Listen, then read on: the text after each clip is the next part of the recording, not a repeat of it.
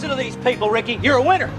You got the gift. Always remember, if you ain't first, you're last. And he is dominating NASCAR. Woo! First or last, baby! All right, boys, welcome back to Fantasy Champs. And here, ladies and gentlemen, we have completed the Hometown League draft. Big pot, typically around 3,000. We're trending up here. We drafted, and we got the second current projected team here. So typically in the past, I wasn't good at drafting, but I was really good at trading. I had to get good at drafting so I could have, both factors of good at drafting and being able to be good at trading. So this year I got projected as the number 2 team off the rip, and I'm going to show you guys exactly how I did it here. Now, I play in standard scoring, and I've had people say I'm like the only guy on YouTube that does standard scoring advice and mocks and all that, so I'm not changing to PPR or anything close, so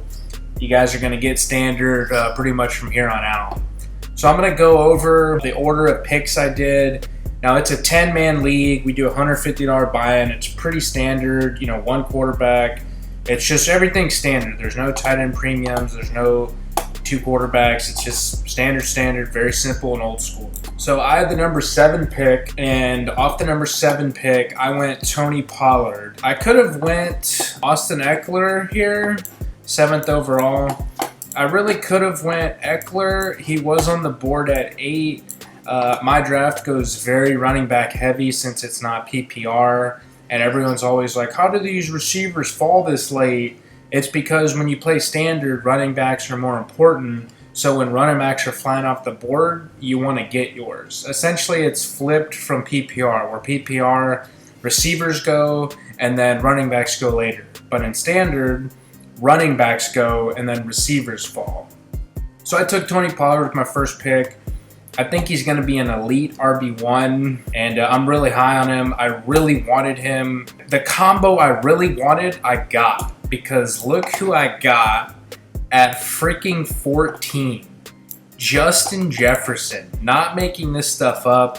I mean, this is a $150 buy-in league, so it's at $1,500 off the rip, and then it's paid for trades and paid for drafts swapping. Last year I won it, and the pot was at $3,400. So at 14, we somehow got so lucky and got Justin Jefferson. Like, people were taking Kelsey, people were reaching on running backs. Some guy took Mahomes early, sometimes took Josh Allen early. We do play 6 points per passing touchdown, so Allen and Mahomes went in the top 12. Let JJ somehow fall to me. The guy at 13 took Kelsey. I was basically going Kelsey or JJ at 14. And the combo I've been wanting for 4 months, the ultimate start, I wanted Pollard Jefferson. And I was so hyped. I couldn't believe I got it. So right there, I started off, I anchored Pollard in. And then I focused on getting an elite receiver. I wanted either Kelsey there or Jefferson. Because if I would have had Kelsey, then I wouldn't have had Andrews, but I still could have got a good receiver. I could have had like Diggs and maybe Garrett Wilson with Kelsey. But so 3rd pick, I picked at 27. And like I said, running backs are going heavy, so people are leaving the receivers. Because if you don't get your running backs, then your RB1 is going to be like Khalil Herbert. And you definitely don't want him as an RB1. So I took Diggs here at 27. My 3rd pick. I was super ecstatic.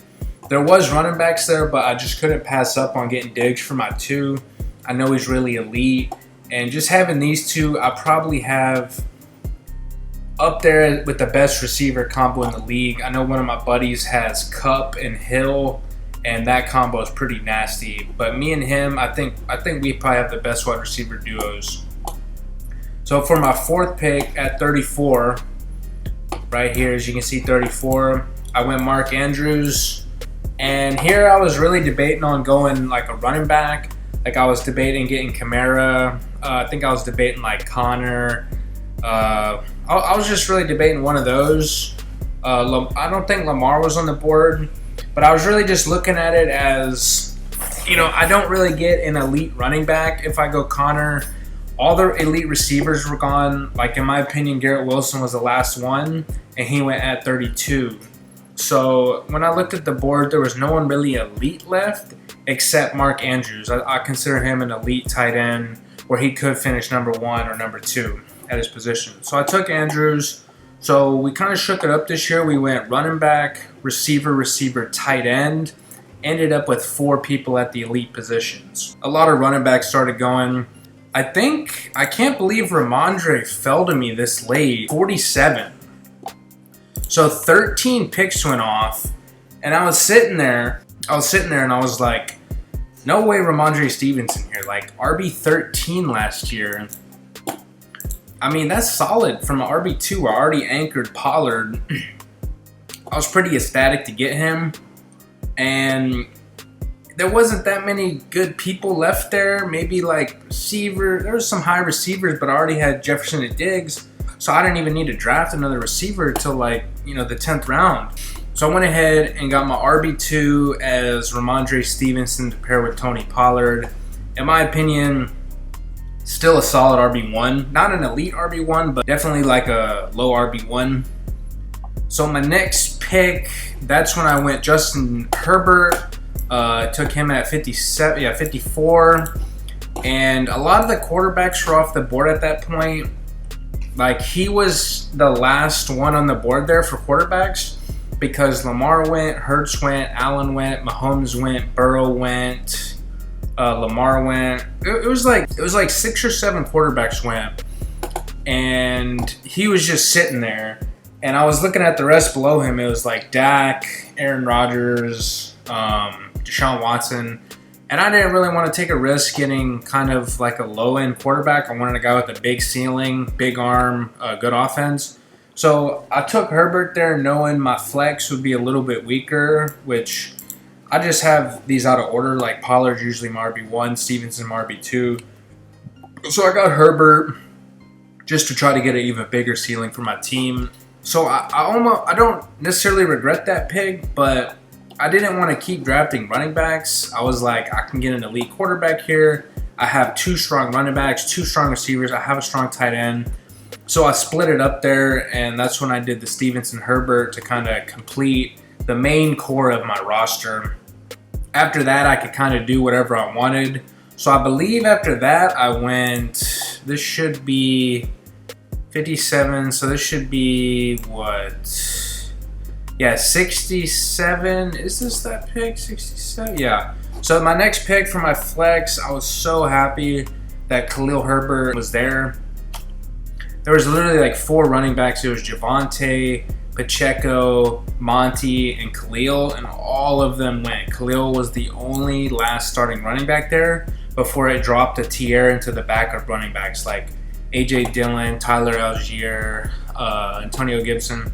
So I was really happy to be able to get a starting running back for my flex that late. And then after that, this should be 74. Yeah, I took the Cowboys, elite defense. They're going to have a lot of big games. They had, let me see if I can show the stats here. They had 9 games with over 9 points. So 1, 2, 3, 4, 5, 6, 7, 8, 9. So over 50% of the times, they boomed with 9 or over 9 points, which in my opinion, you're essentially putting an RB1 at your defense. It's booming over 50% of the season at basically 90 to 100 yards plus. So took them, really wanted them. I was really happy I got them. Like, they played like the Cardinals week 3. That could be a 20-point week. That's like having Jonathan Taylor in your defense spot. It's going to give you guys a big advantage. I filled out my roster. I got my kicker in like the last round. I do like going Justin Tucker early and getting an elite kicker just because I like those advantages. I like where you have, over 9 games, over 10 games of like 12 points and you get another, technically RB1 in your kicker spot. But after that, since it is standard scoring, I went running back heavy. And it was funny because me and the other guy that has won 3 championships in this league, we both started just grabbing tons of running backs. So I went Gibson, then I went Sharp, Then I went Bigsby. Then I got Jahan. I like Jahan's upside. McKinnon and Godwin, and then Zeke and Tucker. So I just stacked all these running backs here. I got incredible running back depth. You know, if Stevenson gets hurt, I got Zeke. If Pacheco gets hurt, I got a McKinnon. And even in games of shootouts, I could flex McKinnon and feel good about it. I got Sean Tucker, who's behind Rashad White.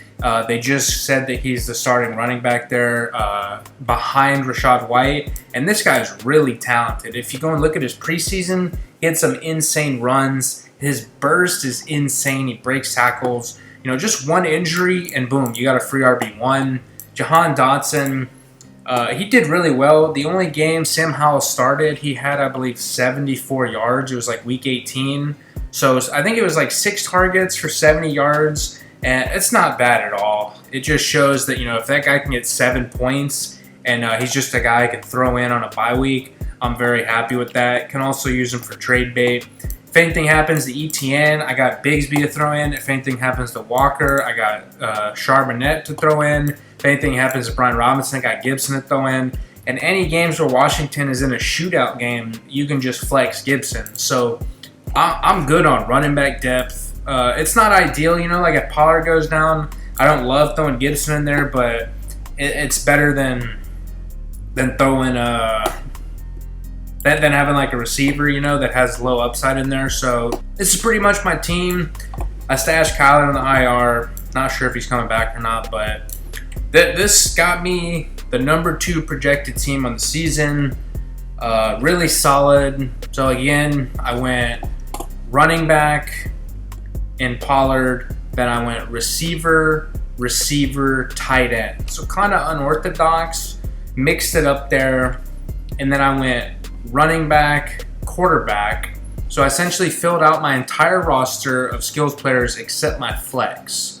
Then I waited and I hoped the starting running back was still there, and boom, I got my starting running back, Khalil Herbert, in my flex. Projected 9 points, really solid.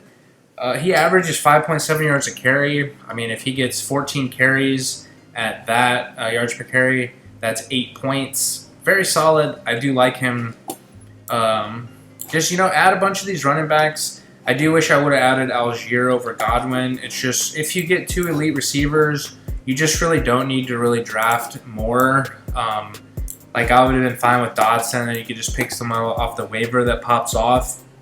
You just want a ton of running backs here to where if they get hurt, you pop them in. Like, if they get hurt, if Walker goes down and you got Charbonnet, let's say that guy has Kelsey, you could send him Charbonnet and Andrews and get Kelsey. And you basically upgrade it for nothing, you know? You got Kelsey for free, essentially.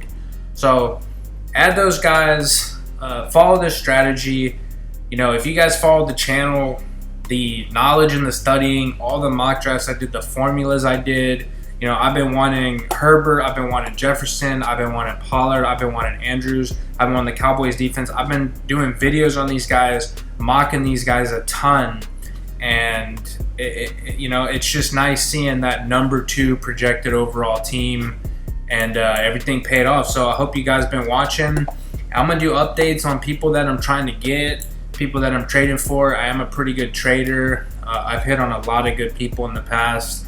Like in 2019, I traded for McCaffrey and Lamar. Both finished #1 on the season at the position. It was literally insane trading I did. So I hope you guys liked the video, and you know, we're gonna try to make some fantasy champs this year, and we're gonna see what happens. I appreciate all y'all. Hit the like button, subscribe, and always peace.